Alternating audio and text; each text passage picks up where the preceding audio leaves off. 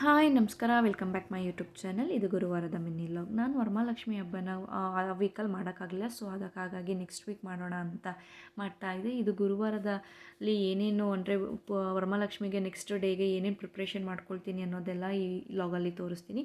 Please ನನ್ನ ಚಾನಲ್ಗೆ ಯಾರ್ಯಾರು ಸಬ್ಸ್ಕ್ರೈಬ್ ಆಗಿಲ್ಲ ಪ್ಲೀಸ್ ಸಬ್ಸ್ಕ್ರೈಬ್ ಆಗಿ, ಲೈಕ್ ಮಾಡಿ, ಶೇರ್ ಮಾಡಿ. ಹಾಗೆ ನಾನು ಇಲ್ಲಿ ದೇವ್ರ ಫೋಟೋ ಎಲ್ಲನೂ ಕ್ಲೀನ್ ಮಾಡ್ಕೊಳ್ತಾ ಇದ್ದೆ, ಅಂದರೆ ಒರೆಸ್ಕೊಂಡೆಲ್ಲ ಇಟ್ಕೊಳ್ತಿದ್ದೆ. ನಿಮಗೆ ಗೊತ್ತು, ದೇವ್ರ ಮನೆಯೆಲ್ಲನೂ ನೀಟಾಗಿ ವಾಲ್ ಆಗಿರ್ಬೋದು, ಡೋರ್ಸ್ಗಳಾಗಿರ್ಬೋದು ಎಲ್ಲ ನೀಟಾಗಿ ಒರೆಸ್ಕೊಂಡು ಇಟ್ಕೊಬೇಕು. ಯಾಕಂದರೆ ವರಮಹಾಲಕ್ಷ್ಮಿ ಹಬ್ಬ ಅಂದ್ರೇ ಗೊತ್ತಲ್ವ, ಫುಲ್ ಎಲ್ಲ ಕ್ಲೀನಾಗಿರಬೇಕು. ಹಾಗಾಗಿ ಎಲ್ಲ ನೀಟಾಗಿ ಗಂಜಲ ಮತ್ತು ತೀರ್ಥ ಎಲ್ಲ ಹಾಕೊಂಡು ಒರೆಸ್ಕೊಂಡು ಇಟ್ಕೊಳ್ತಾ ಇದ್ದೆ. ಪಾಪು ಬರೋಷ್ಟೊತ್ತಿಗೆಲ್ಲ ಸ್ವಲ್ಪ ಕೆಲಸ ಎಲ್ಲ ಮುಗಿಸ್ಕೊಳ್ಳೋಣ ಅಂತ ದೇವ್ರ ಫೋಟೋ ಮತ್ತು ಹೂವುಗಳೆಲ್ಲನೂ ಎತ್ತಿಡ್ತಾಯಿದ್ದೆ. ಯಾಕಂದರೆ ಸಿಟಿಗೆ ಬೇರೆ ಹೋಗಬೇಕಿತ್ತು. ಲಾಸ್ಟ್ ವೀಕ್ ತಂದಿದ್ದು ಫ್ಲವರ್ಸ್ ಎಲ್ಲ ಕೊಳ್ತೋಗ್ಬಿಟ್ಟಿತ್ತು. ಹಾಗೆಯೇ ಸಿಟಿಗೆ ಹೋಗ್ಬಿಟ್ಟು ಪಾಪು ಬಂದಮೇಲೆ ಎಲ್ಲ ಹೋಗಿ ಫ್ರೂಟ್ಸ್ ಮತ್ತು ಫ್ಲವರ್ಸ್, ವೆಜಿಟೇಬಲ್ಸ್ ಎಲ್ಲನೂ ಶಾಪಿಂಗ್ ಮಾಡ್ಕೊಂಡು ಬಂದೆ. ಒಂದು 5-6 ಓ ಕ್ಲಾಕ್ ಆಗಿತ್ತು. ಅಷ್ಟೊತ್ತಿಗೆ 7:30 ಮೇಲೆ ನಾನು ಹೂರ್ಣ ಮಾಡೋಣ ಅಂತ ರೆಡಿ ಮಾಡ್ಕೊಳ್ತಾ ಇದ್ದೆ. ಯಾಕಂದರೆ ಮಾರ್ನಿಂಗ್ ಬ್ರೇಕ್ಫಾಸ್ಟ್ಗೆ ನಾನು ಪುಳಿಯೋಗರೆ ಮಾಡೋಣ ನೈವೇದ್ಯಕ್ಕೆ ಫಸ್ಟು, ಆಮೇಲೆ ನೈವೇದ್ಯಕ್ಕೆ ನಾನು ಒಬ್ಬಿಟ್ಟು ಮತ್ತು 5 ಥರದ್ದೆಲ್ಲ ನೈವೇದ್ಯ ಮಾಡಬೇಕಿತ್ತು. ಸೊ ಹಾಗಾಗಿ ಹೂರ್ಣ ಎಲ್ಲ ಮಾಡ್ಕೊಂಡು ಕೂತ್ಕೊಳ್ಳೋಕ್ಕೆ ಆವಾಗ ಟೈಮ್ ಆಗಿಬಿಡುತ್ತೆ ಅಂತ ಹಿಂದಿನ ದಿನವೇ ಮಾಡೋಣ ಅಂತ ಮಾಡ್ತಾಯಿದ್ದೆ. ನಾನು ಈ ಥರ ಮಾಡೋದು ಹೂರ್ಣನ, ಅಂದರೆ ಫಸ್ಟು ಕುಕ್ಕರಲ್ಲಿ ಬೇಳೆನ ಬೇಯಿಸ್ಕೊಳ್ತೀನಿ. ಹಾಗೆಯೇ ಇಲ್ಲಿ ಬೆಲ್ಲನ ಕಿಚ್ಚಿಬಿಟ್ಟು ಕರಗಿಸ್ಕೊಂಡು ಅದಕ್ಕೆ ಒಂದು ಭಾಗ ಕಾಯಿ ತುರಿ ಹಾಕ್ಕೊಂಡು ಸ್ವಲ್ಪ ಮಿಕ್ಸ್ ಮಾಡ್ಕೊಬೇಕು. ಸ್ವಲ್ಪ ನನ್ನ ಕಾಯಿ ತುರಿ ಕಡಿಮೆ ಆಯಿತು. ಹಾಗೆ ಮಿಕ್ಸ್ ಮಾಡಿಕೊಂಡು ಬೇಯಿಸ್ಕೊಂಡಿರೋವಂಥ ಬೇಳೆನೂ ಹಾಕ್ಕೊಬೇಕು. ನಮ್ಮಮ್ಮ ಇದರಲ್ಲಂತೂ ಎತ್ತಿದ ಕೈ ಮಾಡೋದ್ರಲ್ಲಿ ಒಬ್ಬಿಟ್ಟನ್ನ. ನಂಗೆ ಯೂಶ್ವಲಿ ನಮ್ಮಮ್ಮನೇ ಹೂರ್ಣ ಎಲ್ಲ ತಂದು ಕೊಡೋದು ಮಾಡಿಬಿಟ್ಟು. ನಾನು ಇಲ್ಲಿ ನೈವೇದ್ಯಕ್ಕೆ ಬೇಕಲ್ಲ ಅಂತದಕ್ಕೋಸ್ಕರ ಇದೇ ನಾನು ಮಾಡ್ತಾಯಿದ್ದೆ. ಇದೊಂದು ಸೆಕೆಂಡ್ ಥರ್ಡ್ ಟೈಮ್ ಮಾಡ್ತಾಯಿರೋದು ಅಷ್ಟೇ. ನಾನು ಇನ್ನು ಮಿಕ್ಕಿದ ಟೈಮೆಲ್ಲ ನಮ್ಮ ಮಮ್ಮಿನೇ ತಂದು ಕೊಡೋದು ನನಗೆ. ಸೊ ಇವಾಗ ಬೇಕಾದ್ರೆ ಬೇಳೆ ನೀರನ್ನ ನೀವು ಒಬ್ಬಟ್ಟು ಸಾಂಬಾರನ್ನ ಭಾಗಾಗಿ ಯೂಸ್ ಮಾಡ್ಕೊಳ್ಬೋದು. ಈಗ ಮಿಕ್ಸ್ ಮಾಡ್ಕೊಂಡು ಸ್ವಲ್ಪ ಸ್ಮ್ಯಾಶ್ ಮಾಡ್ಕೊಬೇಕು. ನಾನು ಮಾಡ್ಕೊಂಡಿರಲಿಲ್ಲ. ಮಾಡ್ಕೊಂಡು ಸ್ವಲ್ಪ ಇದು ಗಟ್ಟಿ ಆಗೋ ತನಕ ಬೇಯಿಸ್ಕೊಳ್ತಾ ಇರಬೇಕು. ಯಾಕಂದರೆ ತಳ ಹಿಡಿಬಾರ್ದು, ಇದನ್ನು ಹಾಗೆಯೇ ಕೈ ಆಡಿಸ್ತಾ ಇರಬೇಕು.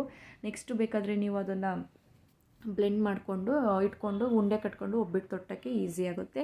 ಅದಾದಮೇಲೆ 8:30 9 ಓ ಕ್ಲಾಕ್ ಆಗಿತ್ತು ಅಷ್ಟೊತ್ತಿಗೆ.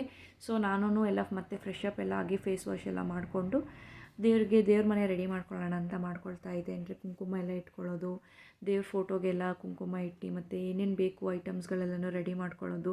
ಸೊ ನಿಧಾನಕ್ಕೆ ಮಾಡ್ಕೊಳ್ತಾ ಇದ್ದೆ. ಹಾಗೆ ದೇವ್ರ ಪಾತ್ರೆ ಎಲ್ಲನೂ ತೊಳ್ಕೊಂಡು, ದೇವ್ರ ಮನೆ ಪಾತ್ರೆ ಎಲ್ಲನೂ ತೊಳ್ಕೊಳ್ಳೋ ಅಷ್ಟೊತ್ತಿಗೆ 1.5 ಅವರ್ ಆಗುತ್ತೆ. ಯಾಕಂದರೆ ಎಲ್ಲ ಪ್ರತಿಯೊಂದನ್ನು ತೊಳಿಬೇಕು ಮತ್ತು ಸ್ವಲ್ಪ ಲೇಟ್ ಆಗುತ್ತೆ ಅದನ್ನು ಮಾಡೋಕ್ಕೆ. ಹಾಗೆ ಪಾಪು ಬೇರೆ ಚಾಕ್ಲೇಟ್ಸ್ ಜಾಸ್ತಿ ತಿಂದು ವಾಮಿಟಿಂಗ್ ಆಗಿ ಅಳ್ತಾ ಕೂತಿತ್ತು. ಪಾಪ ಅದು ನಿದ್ರೆ ಬಂದು ನಿದ್ರೆ ಮಾಡೋಣ ಬಾ ಅಂತ ಕರಿತಿತ್ತು. ಸೊ ನಾನು ಹೇಳ್ತಿದ್ದೆ ಅವಳಿಗೆ, ಹೋಗಿ ಮಲ್ಕೊಂಬಿಡು, ನಾನು ಬರ್ತೀನಿ ಅಂತ. ಹಾಗೆಯೇ ಪಾಪು ಅಳ್ತಾನೇ ಇದ್ಲು. ಸೊ ಅವಳು ಬೇರೆ ನನ್ನ ಬ್ಯಾಡ್ ಲಕ್. ಪೂಜೆ ಟೈಮಲ್ಲಿ ಮಕ್ಕಳು ಈ ಥರ ಎಲ್ಲ ವಾಮಿಟಿಂಗ್ ಮಾಡೋದು ಅಥವಾ ಟಯರ್ಡ್ನೆಸ್ ಆಗಿಬಿಟ್ರೆ ತುಂಬ ಬೇಜಾರಾಗ್ಬಿಡುತ್ತೆ. ನನಗೆ ಬೇಜಾರಾಗ್ತಾಯಿತ್ತು, ಅಯ್ಯೋ ದೇವರೇ ನಾಳೆ ಹೇಗಿರ್ತಾಳೋ ಏನೋ ಅಂತ. ಬಟ್ ಆದರೆ ಆ್ಯಕ್ಟಿವ್ ಆಗಿಬಿಟ್ಲು ಮಾರ್ನಿಂಗ್ ಅಷ್ಟರಲ್ಲಿ. ಸ್ವಲ್ಪನೇ ಡಲ್ಲೇ ಆಗಿಬಿಟ್ಲು. ಯಾಕಂದರೆ ವಾಮಿಟಿಂಗ್ ಆಗಿಬಿಟ್ರೆ ನಮಗೇ ತಡೆಯೋಕ್ಕಾಗಲ್ಲ, ಇನ್ನು ಮಕ್ಳುಗಳೆಲ್ಲ ಹೇಗೆ ತಡೀತಾರೆ. ಸೊ ಅವಳನ್ನು ಹಾಗೆಯೇ ಮಲಗಿಸ್ಬಿಟ್ಟು ನನ್ನದು ಎಲ್ಲ ಏನೇನು ಪೂಜೆ ಇತ್ತು ಅದೆಲ್ಲನೂ ಮುಗಿಸ್ಕೊಳ್ಳೋಣ ಅಂತ ಮುಗಿಸ್ಕೊಳ್ತಾ ಇದ್ದೆ. ಹೀಗೆ ಪೀಠ ಎಲ್ಲ ರೆಡಿ ಮಾಡಿ ಕುಂಕುಮ ಎಲ್ಲನೂ ಫಿಲ್ ಮಾಡಿಕೊಂಡು ಏನೇನು ಬೇಕು ಮತ್ತು ಫ್ರೂಟ್ಸು ವೆಜಿಟೇಬಲ್ಸ್ನೆಲ್ಲನೂ ಎತ್ತಿಟ್ಕೊಂಡು, ನೆಕ್ಸ್ಟು ಬಳೆಗಳಾಗಿರ್ಬೋದು, ತಟ್ಟೆಗೆ ಏನೇನು ಇಡಬೇಕು ಮತ್ತು ಏನೇನು ಬೇಕಾಗಿರೋಂಥ ಐಟಮ್ಸ್ಗಳನ್ನು ಎತ್ತಿಟ್ಕೊಬೇಕು. ಯಾಕಂದರೆ ಮಾರ್ನಿಂಗ್ ಎಲ್ಲನೂ ಎತ್ಕೊಂಡು ಕೂತ್ಕೊಳ್ಳೋಕ್ಕಾಗಲ್ಲ. ಯಾಕಂದರೆ 4 ಓ ಕ್ಲಾಕ್ ಎದ್ರೂ ನಾನು ಮನೆಯೆಲ್ಲ ಕ್ಲೀನ್ ಮಾಡಿ ಮತ್ತು ನಾನು ಸ್ನಾನ ಮಾಡಿಕೊಂಡು ಗಂಗೆ ಎಲ್ಲ ಪೂಜೆ ಮಾಡ್ಕೊಳ್ಳೋಷ್ಟೊತ್ತಿಗೆ 7 ಓ ಕ್ಲಾಕ್ ಒಳಗಡೆ ನಾನು ಪೂಜೆ ಮಾಡಬೇಕಿತ್ತು. ಹಾಗಾಗಿ ನನಗೆ ಟೈಮ್ ಆಗುತ್ತೆ ಅಂತ ಹಿಂದಿನ ದಿನವೇ ಸ್ವಲ್ಪ ಎಲ್ಲ ಕೆಲಸ ಮಾಡ್ಕೊಳ್ತಾ ಇದ್ದೆ. ಸೊ ತೋರಣ ಎಲ್ಲ ಬಾಲು ಅವರು ಮಾರ್ನಿಂಗ್ ತರ್ತಾಯಿದ್ರು. ಹಾಗೆ ಮತ್ತು ಬ್ಲೌಸ್ ಪೀಸ್ನ ಪಿನ್ ಮಾಡ್ಕೊಳ್ಳೋಣ ಅಂತ ಮಾಡ್ಕೊಳ್ತಾ ಇದ್ದೆ. ಯಾಕಂದರೆ ಇದು ಸಾಫ್ಟಾಗಿತ್ತು ಕ್ಲಾತ್, ಬೇರೆ ಪ್ಲೀಟ್ಸು ಸರಿ ಕೂರ್ತಾ ಇರಲಿಲ್ಲ. ತುಂಬಾ ಕಷ್ಟ ಆಗ್ತಾಯಿತ್ತು ಪ್ಲೀಟ್ಸ್ ಕೂರೋದ್ರಲ್ಲಿ. ಪಾಪ ನನ್ನ ತಂಗಿ ಹೇಗೆ ಮಾಡ್ಕೊಂಡ್ಲೋ ಗೊತ್ತಿಲ್ಲ. ಬಟ್ ಅವಳು ಸ್ಯಾರಿಲಿ ಮಾಡೋದು ಹೇಗೆ ಕೂತ್ಕೊಂತೋ ಏನೋ ಗೊತ್ತಿಲ್ಲ. ಯಾಕಂದರೆ ಅವಳು ಕನ್ಸೀವ್ ಬೇರೆ, ಅವಳಿಗೆ ಇಷ್ಟು ಕಷ್ಟ, ನನಗೆ ಎಷ್ಟು ಕಷ್ಟ ಆಗ್ತಿದೆ ಅಂದರೆ ಅವಳಿಗೆ ಇನ್ನೆಷ್ಟು ಕಷ್ಟ ಆಗ್ತಾಯಿರಬೇಕು ಅನ್ನೋದನ್ನೇ ಯೋಚನೆ ಮಾಡಿಕೊಂಡು ಪ್ಲೀಟ್ಸ್ನ ನಿಧಾನ ಕೂರಿಸ್ತಾ ಇದೆ. ಯಾಕಂದರೆ ನಾವು ವೇರ್ ಮಾಡ್ಕೊಳ್ಳೋ ಥರ ಮಾಡೋಕ್ಕಾಗಲ್ವಲ್ಲ ದೇವರಿಗೆ, ಈ ಥರನೇ ಮಾಡ್ಕೊಬೇಕು. ಹಾಗಾಗಿ ಸ್ವಲ್ಪ ಕಷ್ಟ ಆಗುತ್ತೆ, ಸ್ವಲ್ಪ ಲೇಟ್ ಆಗುತ್ತೆ. ಬ್ಲೌಸ್ ಪೀಸ್ ಆದ್ರೂ ಸ್ವಲ್ಪ ಲೇಟಾಗೇ ನನಗೆ ಆಗ್ತಾಯಿತ್ತು. ಪ್ಲೀಟ್ಸ್ ಕರೆಕ್ಟಾಗಿ ಕೂರ್ತಾ ಇರಲಿಲ್ಲ. ಆ ಕಡೆ ಈ ಕಡೆ ಸ್ವಲ್ಪ ಇಟ್ಕೊಳ್ಳೋರು ಬೇಕಿತ್ತು. ಕ್ಲಿಪ್ಸ್ ಇದ್ರೂ, ಸ್ಯಾರಿ ಕ್ಲಿಪ್ಸ್ ಇದ್ರೂ ಆಗಲ್ಲ ಇದಕ್ಕೆ. ಸೊ ಹಾಗಾಗಿ ಮಾಡಿಕೊಂಡು ನಾನು ಊಟ ಎಲ್ಲ ಮುಗಿಸ್ಕೊಂಡು ಪ್ಲೀಟ್ಸ್ನೆಲ್ಲನೂ ಇದು ಮಾಡ್ತಾಯಿದ್ದೆ. ಪ್ಲೀಟ್ಸ್ನ ಜೋಡಿಸಿ ಇದು ಮಾಡ್ತಾಯಿದ್ದೆ. ಯಾಕಂದರೆ ಕ್ಲಾತ್ ಸ್ವಲ್ಪ ಸಾಫ್ಟ್ನೆಸ್ ಇತ್ತು ಹಾಗಾಗಿ. ಸೊ ನಾನು ಮಾಡಿಕೊಂಡು ಎಲ್ಲ ಊಟ ಎಲ್ಲ ಮಾಡಿ 11:30 ಆಗಿತ್ತು ಇಷ್ಟೊತ್ತಿಗೆ. ನಾನು ಮಾರ್ನಿಂಗ್ ಮತ್ತೆ 4 ಓ ಕ್ಲಾಕ್ಗೆಲ್ಲ ಹೇಳ್ಬೇಕಿತ್ತು.